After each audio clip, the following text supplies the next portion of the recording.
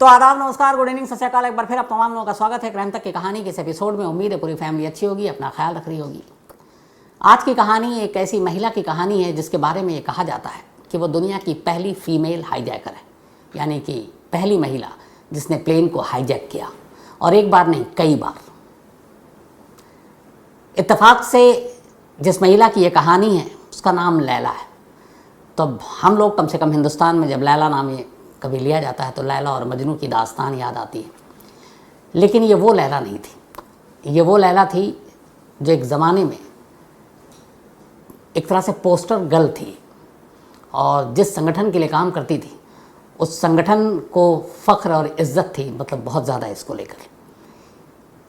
इतना ही नहीं, 6 बार plastic surgery कराई अपने चेहरे को बदलने के लिए, और एक पूरी लड़ाई लड़ी, और आज भी ये ज़िंदा है। ये कहानी है लैला खालिद की। लैला खालिद फ़िलिस्तीन में जिसका जन्म हुआ। फ़िलिस्तीन में एक जगह है हाइफा में जन्म हुआ, और 1944 में। और इस जन्म के लैला के करीब 4 साल के बाद ही इज़राइल का जन्म हुआ, जब एक जो पूरी जितने अलग अलग दुनिया भर में यहूदी लोग रहा करते थे उनको एक जगह दी गई है, उसका नाम इज़राइल बना। तो फ़िलिस्तीन और इज़राइल की लड़ाई आपको पता है अरब देशों के साथ शुरू से चलती रही है। इज़राइल के जन्म की पूरी कहानी भी आपको सुनाई है। तो सिर्फ लैला के 4 साल के बाद ही पैदा होने के फ़िलिस्तीन में फिर मारपीट, दंगे, ये सारी चीज़ें शुरू हुई इज़राइल और उसको लेकर। अरब देशों और इज़राइल के बीच में भी लड़ाई जारी थी। माहौल ऐसा था हाइफा में कि वहाँ रहना मुश्किल था। तो लैला के घर वालों ने फिर ये तय किया कि अब फ़िलिस्तीन में रहना बड़ा ख़तरनाक है, जानलेवा हो सकता है। तो मजबूरी में लैला के पिता वहाँ एक दुकान चलाते थे, उनकी दुकान थी, कुछ किराए पे दे रखा था। पूरा परिवार वहाँ से निकल पड़ता है और फ़िलिस्तीन छोड़ देता है। फ़िलिस्तीन छोड़ने के बाद ये लोग लीबिया चले जाते हैं। 5 साल की उम्र थी उस वक्त लैला की। वहाँ जाने के बाद करीब 15 साल की उम्र में अब लैला को बहुत याद आती है कि अपने घर फ़िलिस्तीन जाना है, और फ़िलिस्तीन के हालात वैसे थे। फिर उसे पता चलता है कि अरब मुल्क और कई ऐसे फ़िलिस्तीन की आज़ादी की लड़ाई के लिए लोग लड़ाई लड़ रहे हैं। 15 साल की उम्र में ही लैला ने तय कर लिया कि वो भी फ़िलिस्तीन की आज़ादी की लड़ाई का हिस्सा बनेगी और इज़राइल के ख़िलाफ़ लड़ेगी। सिर्फ 15 साल की उम्र थी। इसके बाद उसने Popular Front for Liberation of फ़िलिस्तीन, ये एक संगठन ज्वाइन किया, जिसे उस वक्त दुनिया के कई देश आतंकी संगठन भी कहते थे, लेकिन फिर बाद में कई देशों ने मान्यता भी दी। तो उसी के लिए उसको ज्वाइन किया, और अब लैला ने वहाँ पर पूरी ट्रेनिंग ली। बाकायदा उसको ट्रेनिंग दी गई हर तरह की, और तब तक उसे कुछ पता नहीं था कि करना क्या है। लेकिन यह है कि फ़िलिस्तीन की आज़ादी के लिए उसे जो भी काम दिया जाएगा वो करेगी, और इसके लिए वो पूरी तरह से तैयार थी। दिखने में वैसी खूबसूरत, और फ़िलिस्तीन की आज़ादी का जज्बा, उसके लिए किसी भी हद तक जाना। तो संगठन के साथ काम किया। संगठन ने उसको पूरी ट्रेनिंग दी, पढ़ने लिखने में भी होशियार थी। और आखिरकार ट्रेनिंग के बाद वो वक्त आ गया जिस वक्त का इस्तेमाल करना था लैला को लेकर जो Popular Front for Liberation of फ़िलिस्तीन के लोग थे। तो उनके लीडरशिप ने यह तय किया कि इज़राइल को झुकाने के लिए और अपने कुछ ख़ास लोग जो बंद हैं अलग अलग देशों में कुछ शर्तें मनवाने के लिए इज़राइली प्लेन को हाईजैक किया जाए। और इसके लिए 2 लोगों की एक टीम बनी। उनमें एक थी लैला। लैला को पूरी ट्रेनिंग दी गई थी, और चूँकि वो फर्राटेदार इंग्लिश से लेकर सारी ज़ुबान बोलती थी, तो लैला इसके लिए तैयार हुई। अब लैला के साथ उसको एक और साथी दिया गया, उसका नाम था ईसावी। लेकिन ना ईसावी लैला से कभी मिला, ना लैला कभी ईसावी से मिली। दोनों अनजान थे। लैला को सिर्फ एक तस्वीर दी गई और कहा गया कि ये तुमको एयरपोर्ट पर मिलेगा, और तुम दोनों का काम है इज़राइली प्लेन को हाईजैक करना। अब एक प्लेन जिसको चुना गया, ये प्लेन था TWA, नंबर थे इसकी 840 उड़ान संख्या, और बोइंग 29 अगस्त 1969 ये तारीख थी। 29 अगस्त 1969 इज़राइली प्लेन ये। और इस प्लेन को रोम से एथेंस होते हुए तेल अवीव जाना था, यानी कि इज़राइल। तो रोम से एथेंस होते हुए इस प्लेन को जाना था।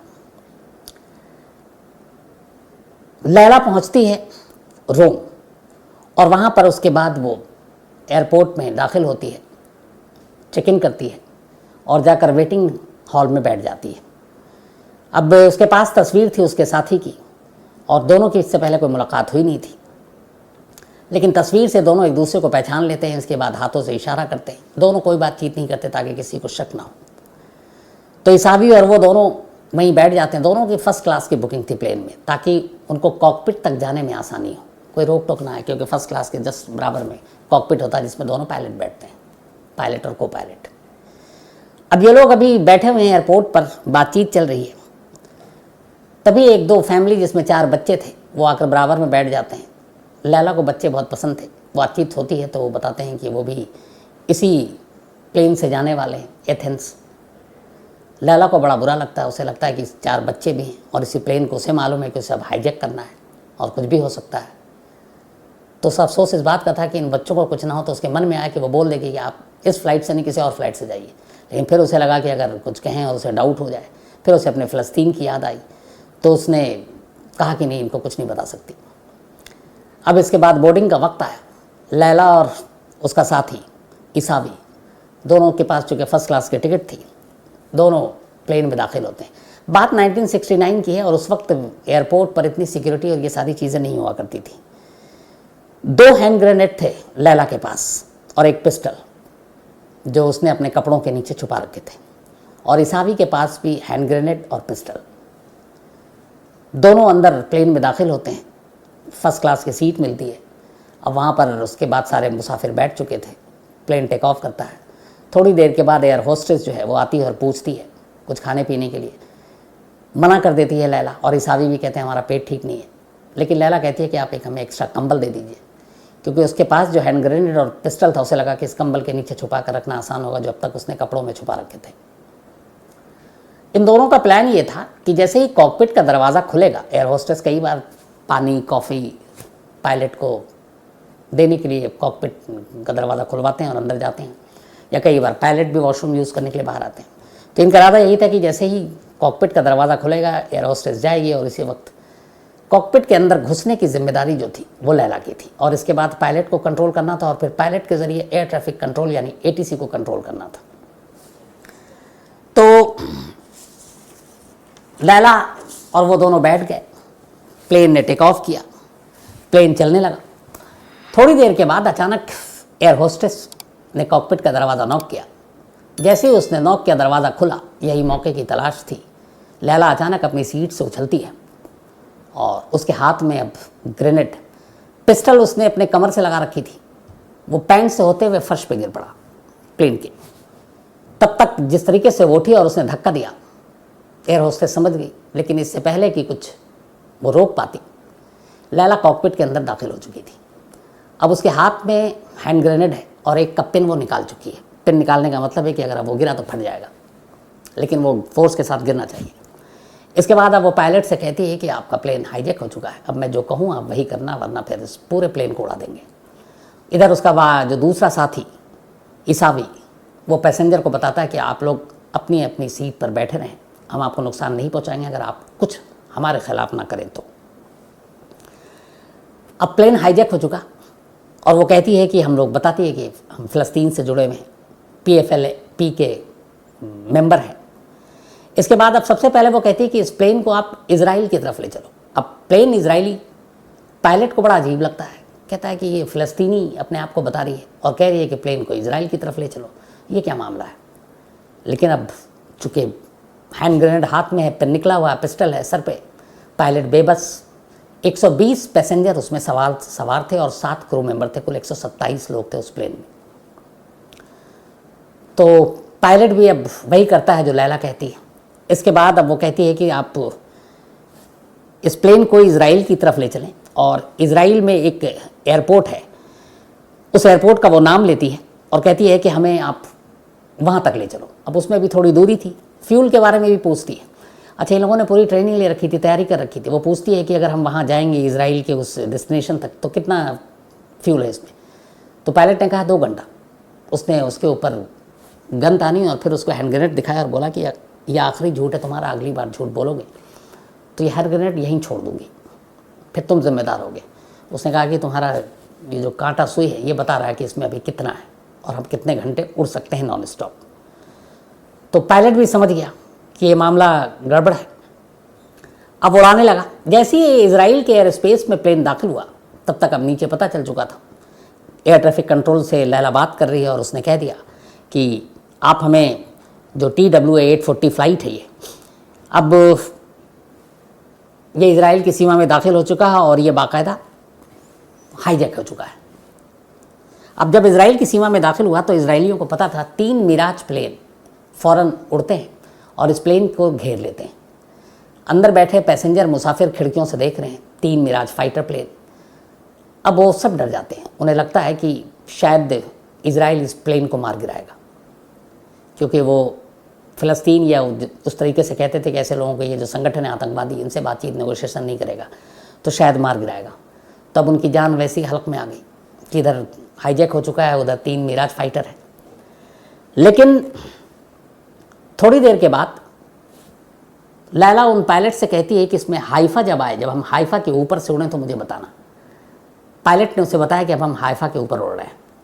ये फ़लस्तीन का एक इलाका था ये, जहाँ लैला पैदा हुई थी और जिस इलाके को 5 साल पहले इसने 5 साल की उम्र में छोड़ना पड़ा था। जब हाइफा के ऊपर से प्लेन उड़ा तो उसने बहुत ध्यान से नीचे देखा और कहते हैं उस वक्त लैला की आंखों में आंसू भी थे, खुशी भी थी, और उसने चीख कर कहा पायलट से, ये मेरा घर है, यहाँ मैं पैदा हुई थी और मुझे यहाँ इजराइलियों की वजह से छोड़कर जाना पड़ा। इसके बाद थोड़ी देर के बाद अब उसने जब हाइफा से निकल गया प्लेन, तब उसने कहा कि एक काम करो, अब इस प्लेन को अब दमिश्क ले चलो। अब पायलट हैरान कि पहले कहा इजराइल ले आओ, अब कह रही है कि दमिश्क ले जाना है। तो खैर मजबूर था, वो बेबस था। पायलट उस प्लेन को लेकर दमिश्क पहुंचता है। दमिश्क में ये प्लेन, वहाँ पे लैला बात करती है ट्रैफिक कंट्रोल से, वो लैंड करने की इजाज़त दे देते हैं। शाम का वक्त था, प्लेन लैंड किया। जब प्लेन लैंड करने लगा तो उससे पहले लैला पायलट से कहती है कि प्लेन को थोड़ा बिल्कुल प्यार से लैंड करना, धक्का ना लगे, और या ऐसा भी नहीं हो कि अचानक तुम मतलब तेज़ स्पीड में या उस तरीके से लैंड करो। इसलिए कि अगर प्लेन को धक्का लगा या प्लेन उछला लैंड करते वक्त तो इस हैंड ग्रेनेड का पिन निकला हुआ और ये अगर मेरे हाथ से गिर गया तो प्लेन उड़ जाएगा। पायलट की हवा और ख़राब हो गई। खैर पायलट ने प्लेन को लैंड किया दमिश्क में। जैसे ही प्लेन रनवे पर पहिया टच किया, इसके बाद लैला अनाउंस करती है अपने तमाम पैसेंजर से कि जैसे ही ये प्लेन लैंड करेगा तुम सब तेज़ी के साथ नीचे उतर जाना और तुम सबको कोई ख़तरा नहीं है, तुम सब आज़ाद होगे। और उसने पायलट से भी यही कहा और को पायलट से भी यही कहा और क्रू मेंबर से भी यही कहा। दमिश्क एयरपोर्ट पे प्लेन लैंड किया। लैंड करने के बाद सभी अफरा तफरी मच गई, हर पैसेंजर जल्दी उतरने को तैयार। खैर किसी तरह तमाम लोग प्लेन से बाहर निकले। जब पूरा प्लेन खाली हो गया, आखिर में लैला और उसका साथी नीचे उतरता है। उससे पहले कॉकपिट में वो वही हैंड ग्रेनेड पिन निकाल कर रख देते हैं, बाहर आते हैं और प्लेन को बॉम्ब से उड़ा देते हैं। अब सवाल ये था कि क्यों उड़ाया, तो उनका ये था कि एक भी मुसाफिर को नुकसान नहीं पहुंचाना था, लेकिन इजराइल और इजराइल के दोस्त मुल्कों को एक मैसेज देना था और उस मैसेज को इस धमाके के ज़रिए देना था। तो प्लेन को उड़ा दिया।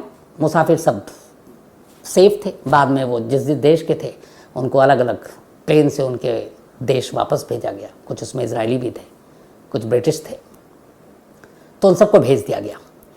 लैला खान की इस कामयाब हाईजैकिंग के बाद जो PFLP का लीडरशिप नेतृत्व, वो बहुत खुश हुआ लैला की इस बहादुरी पर।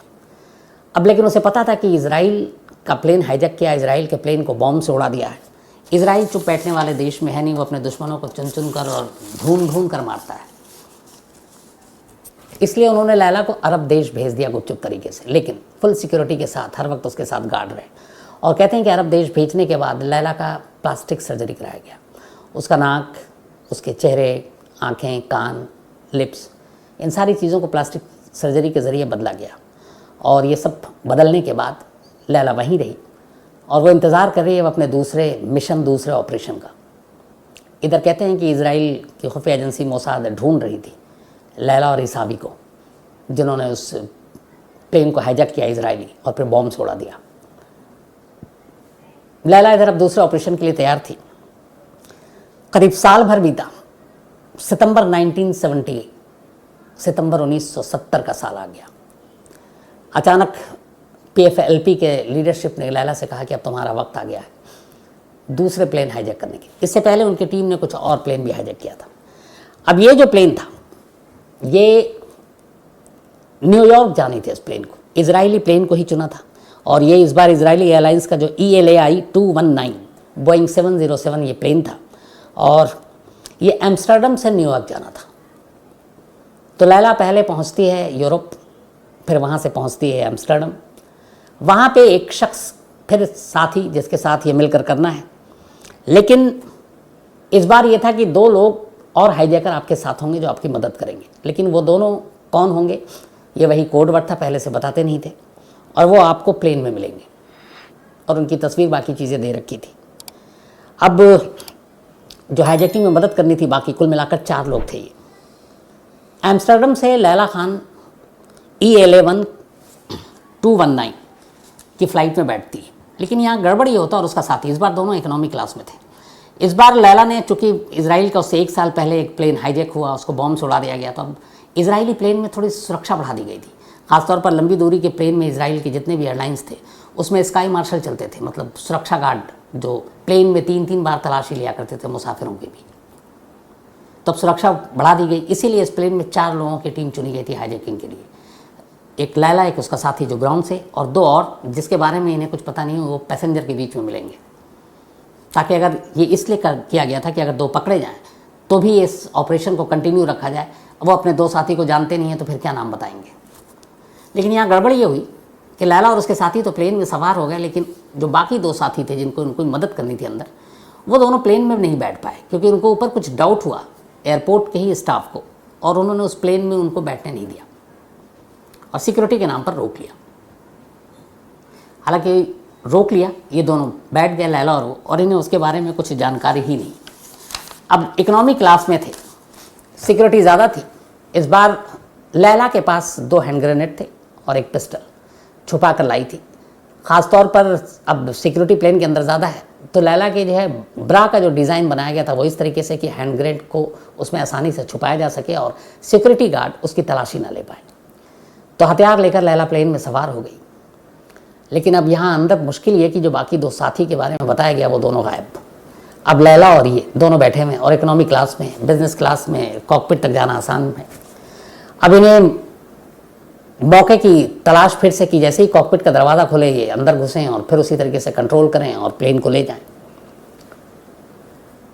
इत्तेफाक से काफ़ी देर के बाद अचानक कॉकपिट का दरवाज़ा खुला, लैला कॉकपिट की तरफ भागी, लेकिन इत्तेफाक से एक एयर होस्टेस और ट्रॉली टकरा गई। लैला वहीं गिर गई, लेकिन वो फिर संभलती उठती है। तब तक उसका दूसरा साथी उठता है, वो अपने हाथ में पिस्टल निकालता है, लेकिन इस दौरान में अंदर जो एयर मार्शल थे वो भी दोनों को देख लेते हैं। लैला का साथी गोली चला देता है, एक स्टाफ को गोली लगती है पैर में, एक के पेट में, वो भी पलट के गोली चलाते हैं, फिर उस पर काबू पा लेते हैं। इधर लैला भागती है कॉकपिट की तरफ, लेकिन पायलट को तब तक सब कुछ अंदाज़ा हो गया। पायलट ने कॉकपिट का दरवाज़ा बंद कर दिया और खोला नहीं। लैला कॉकपिट तक जा नहीं पाई। इस दौरान में लैला जब जा नहीं पाई, पायलट को अब लगा कि ये प्लेन हाईजैक हो गया। वो समझदार था, उसने फ़ौरन प्लेन को ऊपर और नीचे थोड़ा करना शुरू किया। पैसेंजर सबके तो सीट बेल्ट थे, लेकिन दोनों हाईजैकर ये खुले थे, सीट पे तो बैठे नहीं थे, तो बैलेंस बिगड़ गया। लैला फर्श पर गिरी। लैला फिर उसको पकड़ा, कुछ पैसेंजर ने भी पैर से और उसको घेरने की कोशिश की। फिर स्टाफ स्काई मार्शल आ गया। उसके साथी को तब तक गोली लग चुकी थी। इस दौरान में लैला किसी तरह फिर भी निकलते हुए कॉकपिट तक पहुंची और ज़ोर से चिल्लाई। फिर उसने हैंड ग्रेनेड पकड़ा हुआ था कि मेरे 3 गिनने तक अगर कॉकपिट का दरवाज़ा नहीं खोलोगे तो मैं ये बम यहीं ब्लास्ट कर दूंगी। तब तक पायलट जो है वो प्लेन को बहुत नीचे ले आया था। वो इसलिए कि अगर ये धमाका करती भी है तो एयर प्रेशर और बाकी चीज़ों की प्रॉब्लम ना हो और फिर थोड़ा नुकसान हो, ज़्यादा ना हो, वो लैंड वैंड करने की बाद में हो सकता है। लेकिन ऐसा हुआ नहीं। जब उसने नीचे किया, फिर एक बार लैला का बैलेंस बिगड़ा और तब तक एयर मार्शल ने काबू पा लिया। फिर एयर मार्शल ने पकड़ा, लोगों के कुछ टाई वाई निकाली और उससे उसके दोनों हाथ पैर बांधे। उसके साथी को गोली लग चुकी थी, उसकी मौत हो चुकी थी। इसके बाद अब इमरजेंसी में उस प्लेन को लंदन लैंड कराना पड़ा। जाना था न्यूयॉर्क एम्स्टर्डम से, लेकिन लंदन में लैंड कराना पड़ा। लंदन में इन्फॉर्मेशन दी गई, खबर दी गई ATC को कि इस तरह का हो चुका है और इजरायली प्लेन है, उसमें इजरायली एयर मार्शल थे। अब इजरायली एयर मार्शल को ये भी लग रहा है कि एक चूँकि शख्स की मौत हो गई है और लंदन में ये सब कुछ होता है तो वहाँ पे उसके खिलाफ फिर केस चलेगा, ये सारी चीज़ें चलेंगी। तो वो चाहते नहीं थे, लेकिन प्लेन लैंड किया। वहाँ दूसरे प्लेन में तमाम मुसाफिरों को उठाया गया और उसमें डाला गया और जो लैला थी उसको ब्रिटिश जो फोर्स थी उसके हवाले कर दिया गया लंदन में, और वो बॉडी भी फिर उतार दी गई। और इजराइल के बाकी जो भी स्काई मार्शल और बाकी लोग थे उन्होंने कोई ऐसी मतलब वहाँ पे कंप्लेंट और ये सारी चीज़ें नहीं की ताकि लीगल उस पर ना फंसे, और फिर एक दूसरे प्लेन में वो सारे लोग वहाँ से निकल गए। अब लैला ब्रिटिश पुलिस के चंगुल में थी, उसके साथी की मौत हो चुकी थी। ब्रिटिश पुलिस उसे लेती है और अपने साथ ले जाती है, और ले जाने के बाद अब उससे पूछताछ शुरू होती है। लैला को एक पुलिस स्टेशन में रखा गया था, उसे जेल नहीं भेजा गया, और इसलिए उसकी वजह ये थी कि जो कुछ हुआ वो ब्रिटेन की एयर स्पेस से पहले हुआ। लैला के ख़िलाफ़ ब्रिटेन में सिर्फ एक केस बन रहा था, और वो ये कि वो मतलब बिना वैलिड डॉक्यूमेंट्स के लंदन में आई है, ब्रिटेन में दाखिल हुई है, और उसके ऊपर जो भी हवा में इल्ज़ाम था वो सारी चीज़ें हुई थी। तब उसको वहाँ पर एक पुलिस स्टेशन में ले जाया गया और वहाँ उससे पूछताछ शुरू हुई। अब इधर ब्रिटेन के सामने मुश्किल ये थी कि एक इजरायली प्लेन हाईजैक करने की कोशिश की गई थी, नाकाम। एक साथी मरा था फ़लस्तीनी मूवमेंट का, और लैला उसी संगठन से जुड़ी हुई थी, ब्रिटेन के अरब मुल्कों से दोस्ती थी। तो अब उधर इजराइल कह रहा है कि हमारे प्लेन को चूँकि हाईजैक करने की कोशिश की गई तो लैला को हमारे हवाले कर दो। ब्रिटेन के सामने मुश्किल ये आ रही है कि वो लैला को इजराइल के हवाले करता है तो फिर अरब देश उससे नाराज़ हो जाएंगे, और अरब देशों के साथ उसके रिश्ते अच्छे हैं, तेल का खेल ऐसे ही चलता है। तो अब क्या करें? इसीलिए ब्रिटेन ने लैला के ख़िलाफ़ कोई मामला दर्ज ही नहीं किया, उसे पुलिस स्टेशन में ही रखा, और पुलिस स्टेशन में उससे लगातार पूछताछ की जाती रही और उसके साथ बड़ा अच्छा सलूक किया वहाँ पर। बाद में लैला ने अपने इंटरव्यू में कहा कि ब्रिटेन की जो पुलिस थी और वहाँ का जो पुलिस स्टेशन था वहाँ पर उन लोगों ने बड़ा अच्छा व्यवहार किया। जिस प्लेन को ये हाईजैक किया गया था उसका कोई मामला तो बना नहीं। इसके बाद अचानक एक दिन लैला को उसी पुलिस कस्टडी में खबर दी जाती है। वहाँ का एक पुलिस अफसर कहता है कि आपके संगठन ने एक ब्रिटिश एयरवेज की फ्लाइट है ब्रिटेन की, ब्रिटिश एयर की, उसको हाईजैक कर लिया है। लैला कहती नहीं, ऐसा पॉसिबल नहीं है, इसलिए कि हमारे लिस्ट में ब्रिटिश या किसी और देश के प्लेन को हाईजैक करने का कोई कभी प्लान ही नहीं बनाया। हमारी दुश्मनी इजराइल से है, बाकी किसी और देशों से है नहीं। पर उसने बताया कि नहीं, ये सच है, और 114 मुसाफिर थे उसमें, उस प्लेन में, और उसको वो काहिरा से उड़ान भरा लंदन के लिए, लेकिन काहिरा से उड़ान भरने के बाद ही उसको हाईजैक कर लिया गया था।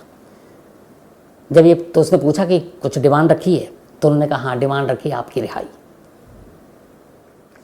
इसके बाद 12 सितंबर को ये प्लेन हाईजैक किया गया था ब्रिटेन की। 26 दिन तक लैला ब्रिटेन की पुलिस स्टेशन में ही गिरफ्तार उनकी रही एक तरह से, और फिर 1 अक्टूबर को आखिरकार ब्रिटेन सरकार ने लैला को रिहा कर दिया। न सिर्फ रिहा किया बल्कि उसको अपने रॉयल एयरलाइन से लैला को वहाँ से निकाला और उसको सीधे काहिरा भेज दिया। तो लैला की इस रिहाई के बारे में यही कहा जाता है कि अगर ब्रिटिश एयरवेज का हाईजैकिंग न होता तो लैला को ब्रिटेन शायद रिहा नहीं करता, लेकिन यह है कि वो शायद इजराइल के भी हवाले नहीं करता, क्योंकि वो अरब देशों के साथ उसकी जो एक दोस्ती थी वो उसके ख़िलाफ़ भी नहीं जा सकता था। तो आखिरकार लैला को 26 दिन के तक रखने के बाद रिहा कर दिया गया, और इधर फ़लस्तीन मूवमेंट के उन लोगों ने उस प्लेन को भी फिर और उसमें सवार मुसाफिरों को रिहा कर दिया। लेकिन इससे पहले 69 और 70 के बीच 4 और प्लेन को इन्होंने हाईजैक किया, और वो सारे इजरायली थे, और उसके मुसाफिरों को इन्होंने उतारा अरब देशों के अलग अलग एयरपोर्ट पर, और उतारने के बाद उन सबको छोड़ दिया, लेकिन प्लेन को नहीं छोड़ा। हर प्लेन के विंग में और बाकी जगहों पे बारूद लगाए, और जिस तरीके से लैला ने जिस प्लेन को पहली बार जो हाईजैक किया था, बाकी 3 और प्लेन को इसी तरह बारूद और बम से उड़ा दिया गया, सिर्फ मैसेज देने के लिए। तो इसके बाद ब्रिटेन से लैला रिहा होती है, वापस आती है, और एक हीरो के तौर पर उसका स्वागत किया जाता है। वो एक पोस्टर गर्ल बन जाती है फ़लस्तीन की आज़ादी के मूवमेंट के लिए, और फिर उसके बाद वो उसमें बहुत सारे ऑपरेशन में शामिल होती है। लेकिन फिर धीरे धीरे वो ये सारी चीज़ें छोड़ देती है और पॉलिटिक्स का रुख करती है, और लैला खालिद इसके बाद एक पॉलिटिशियन बन जाती हैं फ़लस्तीन की आज़ादी के लिए। फिर उनको फ़लस्तीन की आज़ादी की जो पार्टी थी पूरी, उसमें एक ऊंचा ओहदा भी दिया जाता है। फिर काफ़ी वक्त बीतता है। अब लैला जो है इस वक्त करीब 80 साल की उम्र होगी, अभी भी ज़िंदा है और अम्मान में रह रही। एक डॉक्टर से शादी की, 2 बच्चे हैं और अम्मान में रह रही। और कहते हैं कि एक ज़माने में जिसके पास AK-47 जो हवा में प्लेन को इस तरीके से हाईजैक, एक से ज़्यादा बार करना, पकड़ा जाना, मौत के मुंह से बचना और फिर रिहाई, जिसके लिए एक बाकायदा प्लेन को हाईजैक कर लिया गया। और वो अब अपने उम्र के बाकी का जो आधा हिस्सा था, मतलब 40 साल के बाद, वो एक पॉलिटिशियन के तौर पर ज़िंदगी गुजारी। आज भी अम्मान में अपने बच्चे और अपने पति के साथ। लेकिन दुनिया आज भी लैला खालिद को सिर्फ इसलिए याद करती है क्योंकि नाम के साथ ये जुड़ा हुआ है कि दुनिया की पहली महिला हाईजैकर है, और एक ऐसी महिला हाईजैकर जिसने एक बार नहीं कई बार प्लेन हाईजैक की। तो ये थी कहानी लैला खालिद की। अब कहानी ख़त्म करूँ उससे पहले वही अपना सिलसिला। आज श्याम रॉकर, इनका बर्थडे है, तो हैप्पी बर्थडे श्याम। और साथ ही टेंडोल, इनका भी आज जन्मदिन है, तो हैप्पी बर्थडे टेंडोल। और तंजिन गावा ने भेजा है न्यूयॉर्क से। साथ ही अमोल साणे, इनका भी आज जन्मदिन है, तो हैप्पी बर्थडे अमोल। ईशान, इनका भी आज बर्थडे है, तो हैप्पी बर्थडे ईशान। जावेद ने भेजा है। राम प्रवेश बबलू यादव, इनका भी आज बर्थडे है, अच्छा खासा आपका नाम है, तो राम प्रवेश बबलू यादव जी हैप्पी बर्थडे। सौरभ यादव ने भेजा है। ऋषभ यादव, इनका भी आज जन्मदिन है, तो हैप्पी बर्थडे ऋषभ। साथ ही नागा चैतन्य, इनका भी आज जन्मदिन है, तो हैप्पी बर्थडे नागा। नमन शुक्ला, इनका भी जन्मदिन, बल्कि 8 को था जन्मदिन, तो बिलेटेड हैप्पी बर्थडे। और विवेक कुमार ने भेजा है। आज़म खान अब्बासी, इनका भी बर्थडे है, तो हैप्पी बर्थडे आज़म साहब। और ये अता अब्बासी ने भेजा है सिंध पाकिस्तान से। माले त्रिवेदी, इन्होंने कहानी की फरमाइश की है। इसके अलावा दिनेश सिंह, इन्होंने पूछा है कि पहले टर्की था, आजकल अचानक हर जगह न्यूज़ चैनल अखबारों में देख रहे हैं तुर्की है, ये क्या है? तो बिल्कुल सही आपने सुना, पहले टर्की अंग्रेज़ी में लोग कहते थे, हिंदी में तुर्की बोलते थे, अब ये तुर्की हो गया है। उसकी वजह यह है कि जो वहाँ के प्राइम मिनिस्टर हैं उन्होंने बताया, जो असल में इंटरनल शुरू से ही टर्की का नाम वहाँ के जो लोग लेते हैं वो तुर्की ही बोला करते थे, उनका ऐतिहासिक नाम तुर्की ही था।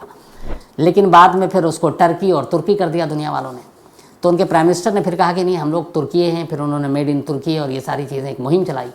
2022 में तुर्की सरकार के आग्रह पर फिर यूनाइटेड नेशन ने भी इस नाम को मंजूरी दी, और अब टर्की या तुर्की नहीं, बल्कि ये ऑफिशियल नेम तुर्की है, जो उनका ऐतिहासिक नाम है। तो अब टर्की या तुर्की आप भी ना बोलें, तुर्की है। जैसे अपने देश में भी बहुत सारे नाम बदले गए हैं या बदले जा रहे हैं, दुनिया में कई बदले गए हैं। आपको याद होगा हॉलैंड, पहले हॉलैंड भी लोग कहते थे, लेकिन अब वो नीदरलैंड है, तो उसका अब नाम तुर्की हो गया। साथ ही डॉक्टर अर्जुन लामा नेपाल से हैं, थैंक यू सो मच आपके मेल के लिए। Somesh Dahiya, thank you so much आपका भी। Chandrabhan Maurya, thank you so much आपका भी। और इन्होंने एक वीडियो भी भेजा है एक मेरे हमशक्ल की, तो कभी दिखाऊंगा आप सबको भी। Sangeeta, thank you so much. Vivek Kumar Singh और आपके पापा, आप दोनों का भी शुक्रिया बहुत। सुमित दत्ता, इसके अलावा अनिल कुमार, अंकित दीक्षित ने कहानी की फरमाइश की है। गबानी भौतिक, इन्होंने कहानी की फरमाइश की है। Garima Jain, thank you so much. और शुभम सिंह, कई बार होता है रिप्लाई नहीं कर पाता हूँ, तो उसके लिए माफ़ी, लेकिन आप अच्छे रहें, खुश रहें हमेशा। तो आज कहानी में इतना ही। शिकारपुरी आजकल शादी में गए हैं, तो मेरे सामने आज शकील, छोटा शकील, या हमें जो भी कहें, मतलब मोहम्मद शकील हैं, ये हंस रहे हैं। ये प्यार से हम लोग इनको छोटा शकील भी बुलाते हैं, क्योंकि ये छोटे हैं थोड़े हाइट में। तो कहानी में आज इतना ही। अब आपसे मुलाकात होगी कल रात 9 बजे किसी नई कहानी के साथ। तब तक अपना ख्याल रखिएगा। Thank you very much.